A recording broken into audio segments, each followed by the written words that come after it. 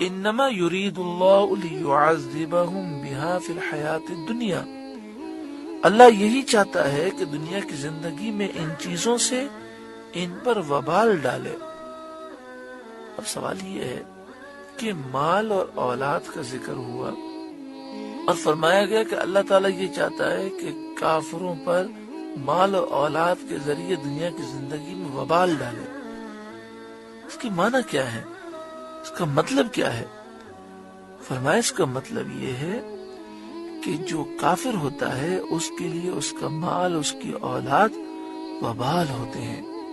وہ اولاد کے لیے جو تکلیفیں اٹھاتا ہے، چونکہ اس پر کوئی ثواب تو ملتا نہیں، کہ اللہ کا غضب ہے اس پر۔ جو مال کو کمانے کے لیے دن رات ایک کر دیتا ہے، اپنا آرام بھی ترک کرتا ہے، یہ اللہ تعالیٰ کا اس پر عذاب ہے۔ اور مومن رزق حلال کے لیے محنتیں کرتا ہے، اپنی اولاد کے لیے تکلیفیں اٹھاتا ہے، چونکہ مومن ہے اس لیے اسے ہر تکلیف و مشقت پر ثواب ملتا ہے۔ وَتَزْهَقَ أَنفُسُهُمْ وَهُمْ كَافِرُونَ، اور کفر ہی پر ان کا دم نکل جائے۔ تو جب کفر پر مریں گے تو ان کا مال ان کے حق میں راحت کا سبب نہ ہوا۔ کوئی شخص کفر میں مرتا ہے تو اس کا مال اس کے لیے صدمے کا باعث ہوتا ہے۔ جیسے کسی کے 100 روپے چوری ہو جائیں دکھ ہوگا، لیکن 1,00,000 روپے چوری ہو جائیں تو بہت زیادہ دکھ ہوگا، اور 1 کروڑ روپے چوری ہو جائیں تو بہت زیادہ دکھ ہوگا۔ تو جو کافر مالدار ہیں، جب ان کی روح نکلتی ہے تو جتنا مال زیادہ ہوگا اتنا صدمہ زیادہ ہوگا۔ وَيَحْلِفُونَ بِاللَّهِ إِنَّهُمْ لَمِنْكُمْ، اور اللہ کی قسمیں کھاتے ہیں کہ وہ تم میں سے ہیں۔ یعنی وہ یہ قسم کھا کے کہتے ہیں ہم مسلمان ہیں، حضور سے محبت کرنے والے ہیں۔ وَمَا هُمْ مِنْكُمْ، اور تم میں سے وہ نہیں ہیں، تمہیں دھوکہ دیتے ہیں، جھوٹ بولتے ہیں۔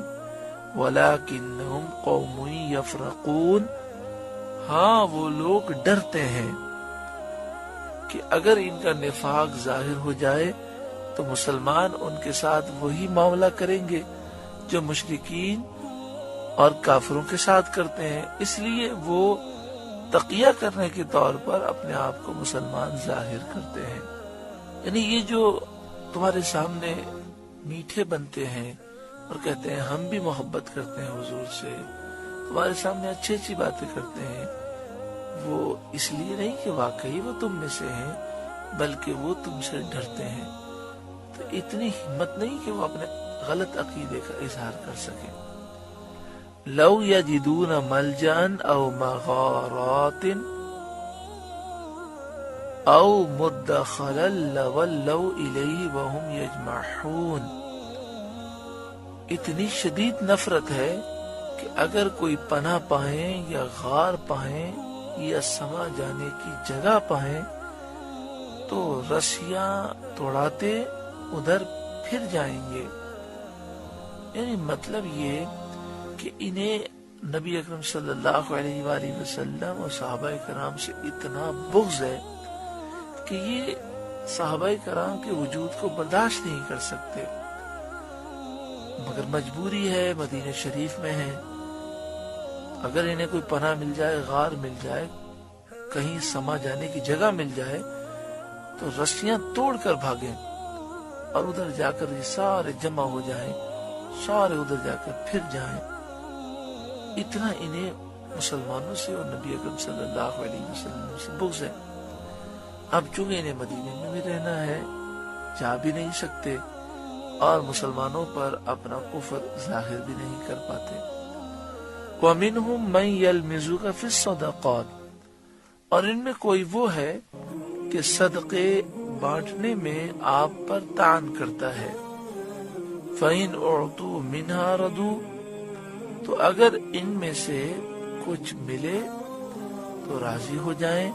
وَإِنْ لَمْ يُعْطَوْا مِنْهَا إِذَا هُمْ يَسْخَطُونَ، اور نہ ملے تو جبھی وہ ناراض ہیں۔ یہ آیت ذوالخویسرہ تمیمی کے بارے میں نازل ہوئی۔ اس شخص کا نام ہرقوس بن زہیر تھا۔ یہ خوارج کی اصل اور بنیاد ہے۔ بخاری مسلم کی حدیث میں ہے کہ رسول کریم صلی اللہ علیہ وآلہ وسلم مال غنیمت تقسیم فرما رہے تھے تو ذوالخویسرہ نے کہا یا رسول اللہ صلی اللہ علیہ وآلہ وسلم انصاف کیجئے۔ نبی اکرم صلی اللہ علیہ وآلہ وسلم نے فرمایا تجھے خرابی ہو، میں انصاف نہ کروں گا تو انصاف کون کرے گا؟ حضرت عمر رضی اللہ تعالیٰ عنہ نے عرض کیا مجھے اجازت دیجئے کہ اس منافق کی گردن مار دوں۔ نبی اکرم صلی اللہ علیہ وسلم نے فرمایا اسے چھوڑ دو، اس کی اور بھی ہمراہی ہے کہ تم ان کی نمازوں کے سامنے اپنی نمازوں کو، ان کے روزوں کے سامنے اپنے روزوں کو حقیر سمجھو گے۔ وہ قرآن پڑھیں گے اور قرآن ان کے گلے سے نیچے نہ اترے گا، وہ دین سے ایسے نکل جائیں گے جیسے تیر شکار سے۔ تیر شکار سے مراد یہ ہے کہ جب بڑی تیزی سے تیر مارا جاتا ہے تو بعض تیر مارنے والے ایسے ہوتے ہیں کہ تیر پرندے کے جسم سے آر پار ہو جاتا ہے اور تیر پر نہ تو گوشت ہوتا ہے نہ خون ہوتا ہے اور نہ ہی کوئی اور چیز لگی ہوئی ہوتی ہے اور پرندہ زخمی بھی ہو جاتا ہے۔ تو اس کی مثال دی گئی اس طرح جس طرح تیر پر کچھ بھی نہیں ہوتا، یہ بھی ایمان سے بالکل فارغ ہے اور بالکل رحمت اور برکتوں سے محروم ہے۔ وَلَوْ أَنَّهُمْ رَضُوا مَا آتَاهُمُ اللَّهُ وَرَسُولُهُ، اور کیا اچھا ہوتا اگر وہ اس پر راضی ہوتے جو اللہ اور رسول نے ان کو دیا۔ وَقَالُوا حَسْبُنَا اللَّهُ، اور کہتے ہمیں اللہ کافی ہے۔ سَيُؤْتِينَ اللَّهُ مِنْ فَضْلِهِ، ان قریب اللہ تعالی ہمیں دے گا اپنے فضل سے، وَرَسُولُهُ، اور اس کے رسول ہمیں دیں گے، اِنَّا إِلَى اللَّهِ رَاغِبُونَ، ہمیں اللہ ہی کی طرف رغبت ہے۔ یعنی اگر وہ یہ کہہ دیتے کہ جو اللہ اور اس کے رسول نے ہمیں دیا ہم اس پہ راضی ہیں، ہمیں اللہ کافی ہے، ان قریب اللہ تعالی ہمیں اپنے فضل سے دے گا اور اس کے رسول دیں گے، تو وہ کامیاب ہو جاتے۔ یہاں پر دیکھیں حقیقی طور پر دینے والا تو صرف اللہ تعالیٰ ہے، لیکن فرمایا کہ اگر وہ اس پہ راضی ہو جاتے جو اللہ نے دیا اس کے رسول نے دیا، معلوم ہوا کہ دینے والا تو حقیقی طور پر اللہ ہے لیکن تقسیم کرنے والے محبوب کریم صلی اللہ علیہ وسلم ہے۔ پھر آگے فرمایا سَيُؤْتِينَ اللَّهُ مِنْ فَضْلِهِ وَرَسُولُهُ، ان قریب اللہ تعالی اپنے فضل سے ہمیں دے گا اور اس کے رسول ہمیں دیں گے۔ تو معلوم ہوا کہ رسول دیتے ہیں، یہ عقیدہ قرآنی عقیدہ ہے۔